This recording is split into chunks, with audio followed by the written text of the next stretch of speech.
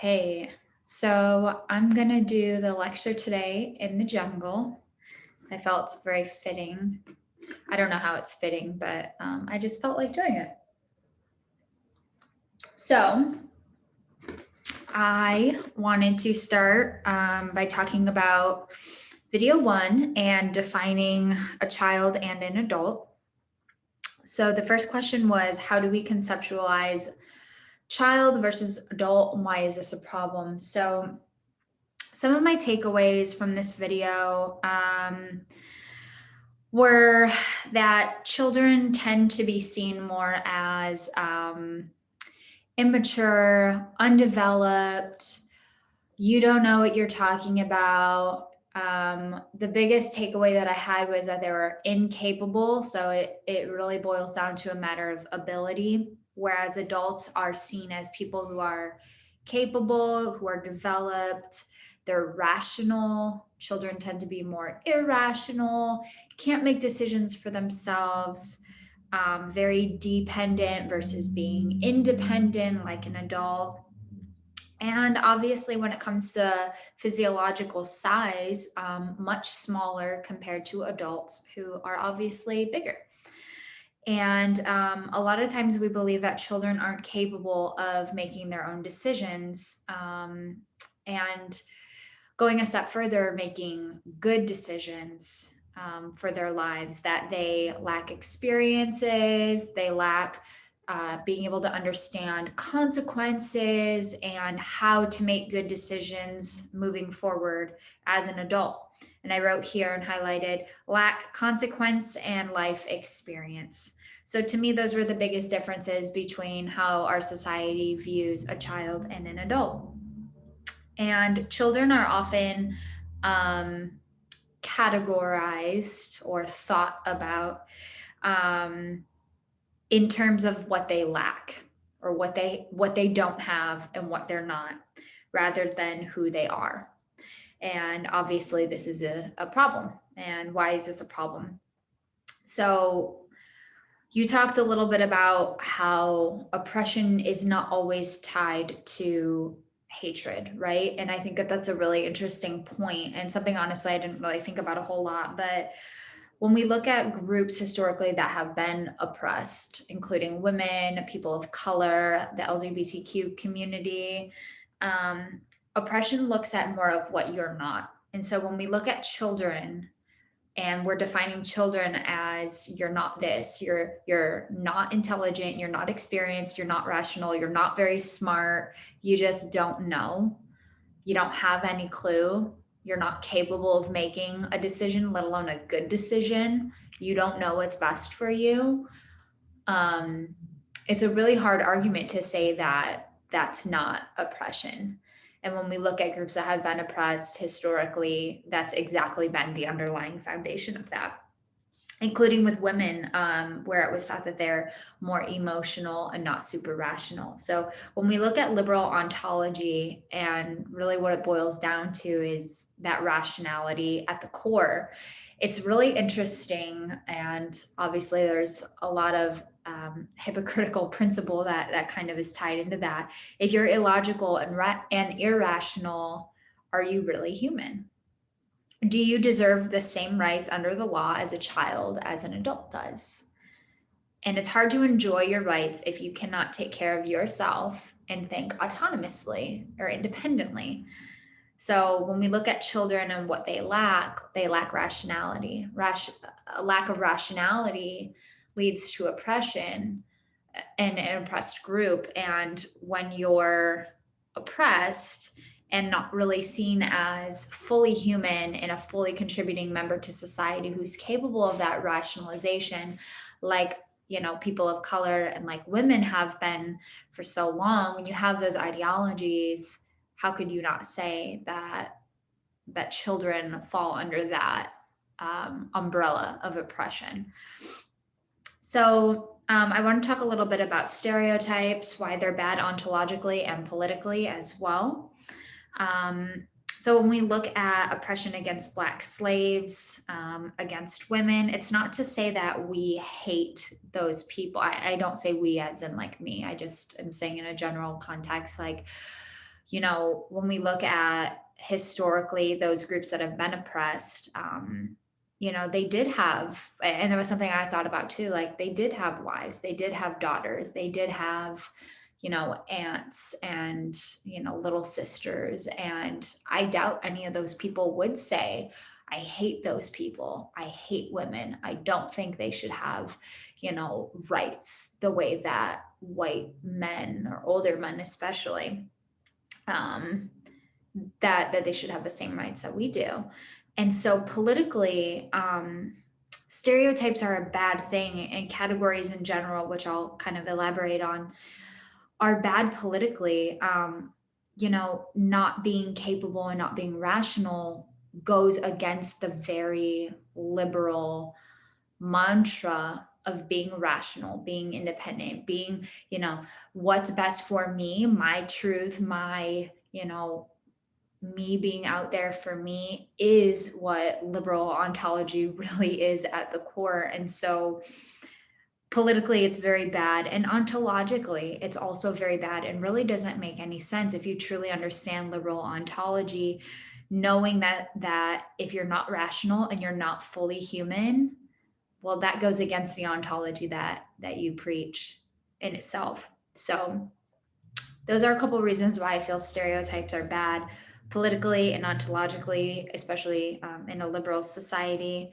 And in terms of categories, I like what you said. We always have politics and ontology in mind, and that's a really interesting thing. Um, when we come to categorize, especially with children, we assume being the key word, assume that the group is all the same. And it's kind of hard to say that every 6-year old, like, sure, there are some things that they have in common, relative weight and height at that age, maybe some of the things that they may be interested in, or what reading level we feel that they should be at that point in their life. But it's really easy to clump, like, this is what 5-year-olds do, this is what 6-year-olds are like, this is what 10-year-olds or 15-year-olds are like. And that's a really slippery slope, especially when it comes to like making laws and enforcing policy. So categories can be a really bad thing politically, in terms of making laws for giant groups that are so general, that we've stereotyped in a way. And it's a very limiting, I think for me, that was like my biggest thing with this, was like, it's a very limiting and narrow-minded way to think. And honestly, it's kind of just ignorant in a lot of ways. But ontologically, categories are bad because we're ignoring the individual.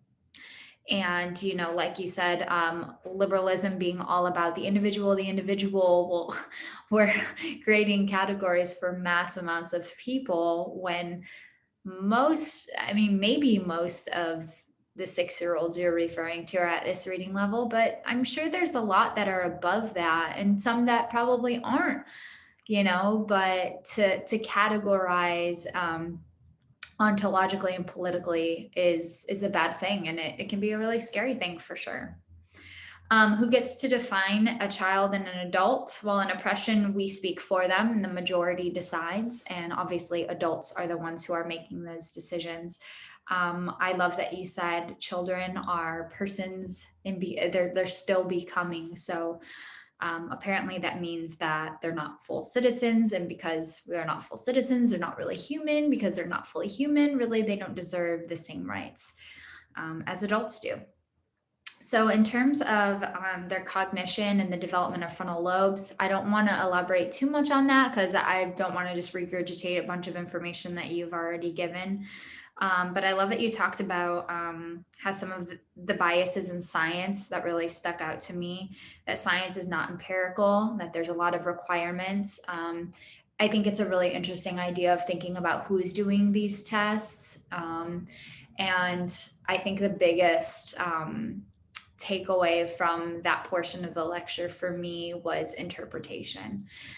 And it's a really hard thing, because everything in our world is open to interpretation, like, these plants behind me, someone could say, oh, they're like a blue green. Oh no, they're forest green or olive green. And even something as simple as color could be really open to interpretation as well. I think oppression, we're talking a lot about oppression, obviously, in this lecture, like oppression in itself, racism, sexism, homophobism, all of these isms, I think, really stem from this interpretation. So when we tie that into science and this analyzing of the frontal lobe, and is it really more developed, is it not, and like even when they're a child they're using more neurological function than most adults do, and it actually deteriorates over the course of your life. It's really interesting to look at some of these biases. And one thing that I for sure wanted to talk about, and I underlined this, is that language is not subjective. How do you interpret data? By turning language into numbers. And a lot of kids, and this is kind of like the anthropological approach. That's a really big word for me. Sorry. Anthropology, like the store. When it comes to looking at that from that perspective, I think it's really interesting because children, the way that they interpret things isn't really something that they can. And I know this because I've been a kid. We've all been a kid. When I look at the way that I learned things and understood things and began to talk about things when I was a kid, they're very like descriptive. They're very experience based. It's not numbers based. When I was growing up, I didn't even really understand numbers or why I had to learn them or why they were even important. Or, like I knew I needed to learn to write in cursive, which is funny because I feel like cursive is not even something that we use in our society. But I swear in second grade, I spent like 6 months learning how to write my name in cursive. But it's just really interesting the way that science and data is interpreted, to think of how you could use descriptive language and experience and emotion and understanding and put that into a number to make it data and to make it science. How do you do that? And I'm glad that we kind of like started talking about that, because it brought up like a lot of things for me. And it's like, how do you generalize, make these categories and make these sweeping statements and then make laws based off of them, when at the root of it, we're not even able to truly take that language, or we shouldn't take that language of a 6-year-old or a 7-year-old or 15-year-old and say that because they say this or feel this or experience this, this is the data, these are the numbers. That's just kind of a really weird thing for me. So one thing I wanted to touch on a little bit was about brain damage.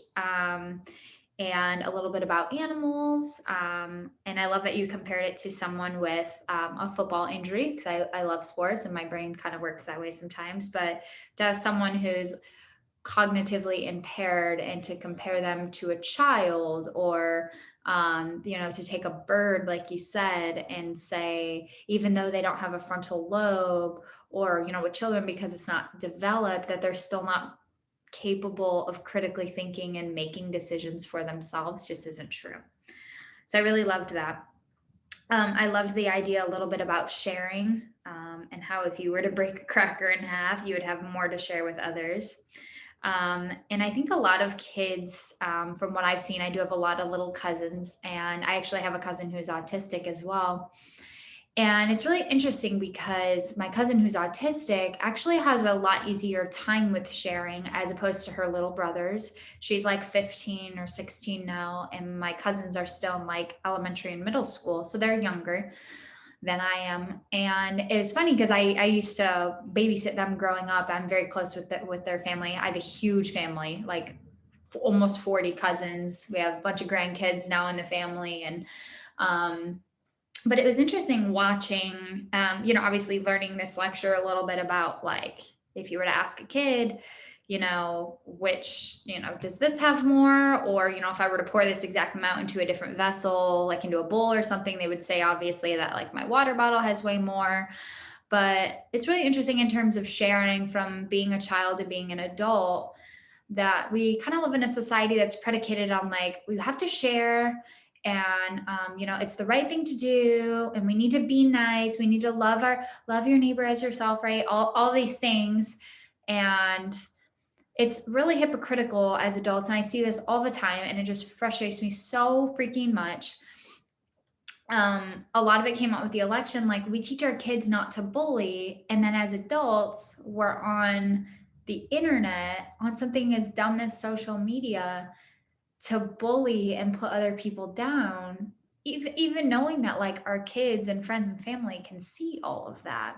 So to me, again, just another like hypocritical principle that I think we should really consider and start having a dialogue and a context around. And I think a lot of people our age are really trying to like make those changes and say, hey, like there's accountability that needs to happen. A lot of these things that we teach our kids, that as adults, it all goes out the water and we just do whatever we want, talk to people however we want. We don't have to share anything. But it's interesting that kids, like, I don't blame them for not really wanting to share.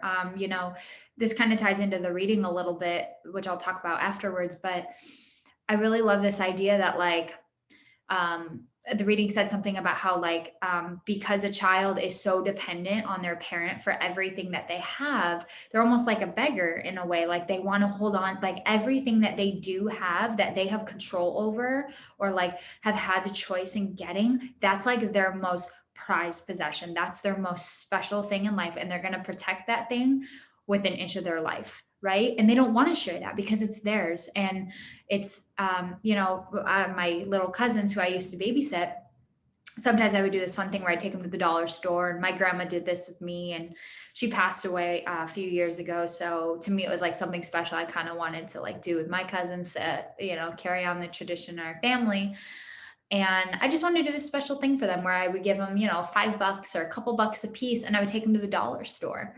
And I remember like they were so excited when I came that week, and, I got paid like $50 to babysit them like a couple times a week or whatever. But, I was younger. So to me, I was like, oh, $50, but, I would give them $5, $10 a piece, and I would say, hey, let's go to the dollar store, and you guys can pick out anything that you want. And they were just so freaking excited because they got to go, even though I gave them the money, they got to go and they got to pick something out for themselves. They got to choose.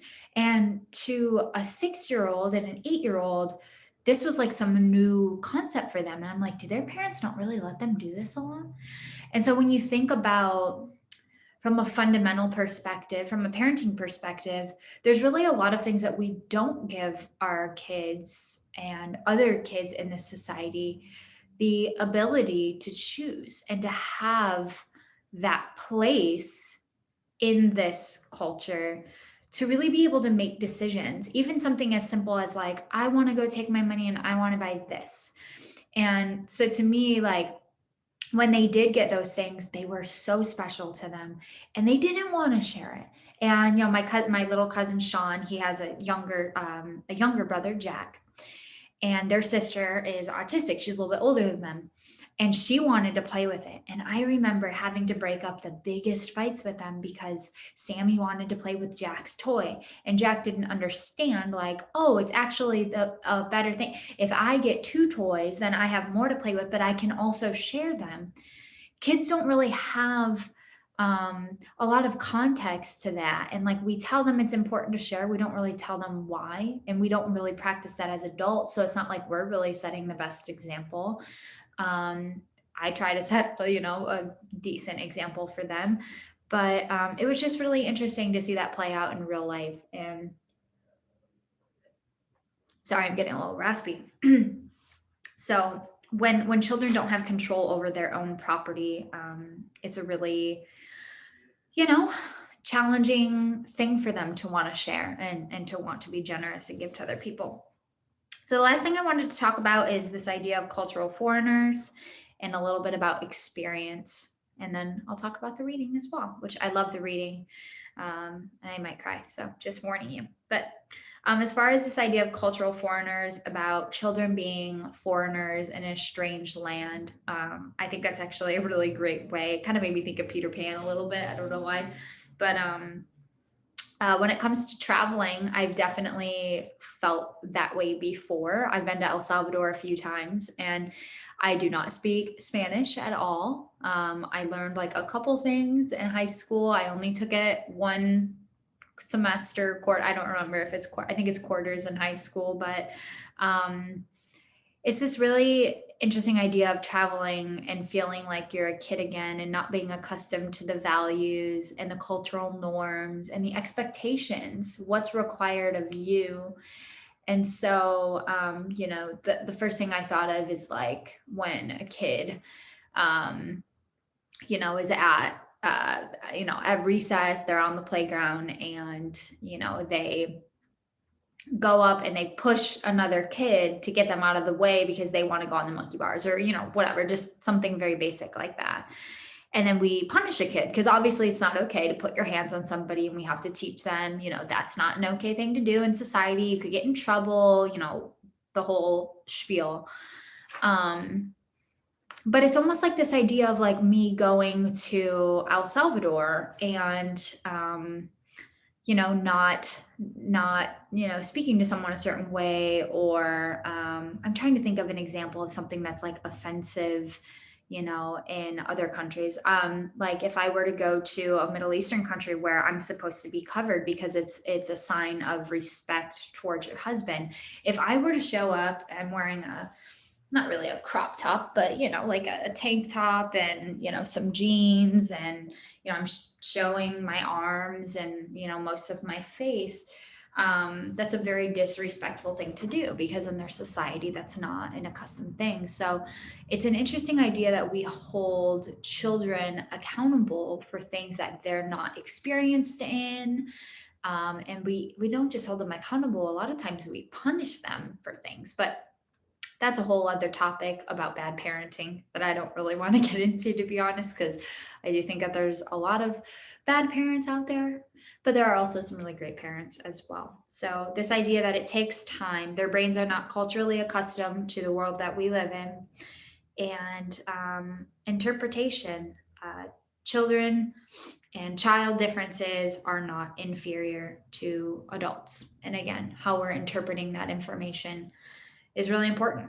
Experience doesn't always lead to better behavior and knowledge. I know so many adults that are just, it blows my mind. I'm like, wow, you make really bad decisions. I love my sister, but my sister has been married a few times. She's only 25 and she went through a foreclosure this year and she is already dating someone else and they're moving in together. And, just because you go through something over and over and over again does not mean that you're going to learn from it. So in the next lecture, I want to keep this around 30 minutes because I don't think it tells me how long, but I just want to make sure I can upload it on YouTube. But I'm going to do a little bit of a follow-up video, just kind of rounding out my thoughts, talking a little bit more about experience with kids, the difference between adults and kids' experience, a little bit about wisdom. And then I just want to end it with our reading, Child's Right to Respect, and give you some of my personal thoughts on that.